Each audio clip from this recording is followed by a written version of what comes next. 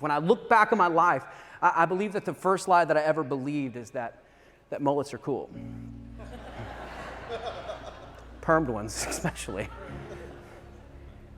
But I also remember the very first lie that I believe started in first grade. Yes, one was a mullet, but the other thing is I remember in first grade, I remember my teacher asking me to get up on the board, and I remember her asking me to do something on the board, and I don't even remember what I was doing. All I remember is when I was up on that board, something happened, and I began to hear the statement in my head that, Ketric, you are dumb. You're dumb. You're dumb. If I begin to believe a lie as a truth, it will begin to affect my life as if it's true.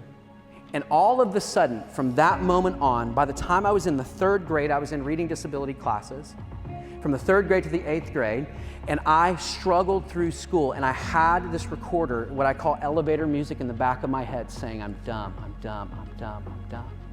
And can I tell you, some of you have those same moments. Some of you can go back to the moment that changed everything. Before this moment, I knew who I was, now I don't. Before this moment, that moment that took place stole something from me. That's the moment where what happened was there was a truth that God had, and all of a sudden we exchanged it for the lie.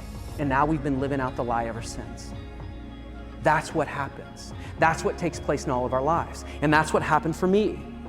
I remember when I was a sophomore in high school, and I moved to this town called Perkins, Oklahoma. And it's a small town, really tiny town. And there was one night we went to go watch the basketball game, and we were coming back, and we were going down this little country road.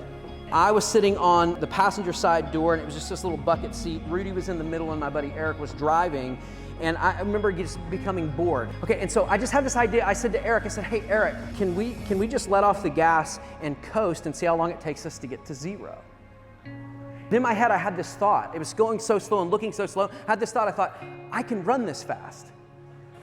And so I would open the door. I would put one hand on top of the door and the other hand on top of the cab. And I was going to push myself up, and then I was going to run as fast as I could in midair first. That's a pretty good plan. I'm not starting from 0, right? I'm revving the engine, okay? So I push myself up, and I start kicking as fast as I can, and then I put one foot down, and wham! But I tell you that because in that moment, your emotions were higher than the truth that you knew. Have you ever been in a moment where your emotions take over and it trumps the truth that you know? What lies are you believing? Maybe for some of you is that you're not lovable. Maybe for you, every morning when you get up and you look at yourself in the mirror, the thing that you hear over and over, the elevator music in the back of your head, is that I could never be loved. It's a lie. Maybe for you, some of you in the room, you find yourself and you just said, man, I'm addicted. I can't quit. I can't get free. Maybe for some of you in the room, you've still been fighting all this weekend that you don't believe that God could forgive you. The lie was there's something on the outside that will complete something on the inside for me. There's something that's out there that God is holding back from me that I don't have, that I need. And that lie is told to us every day. That lie is told to us on our social media accounts. That lie is told to us in the workplaces that we live. That lie is spoken to us all the time, is that you're not enough. And in this moment, you have a measure of God that He's placed in you.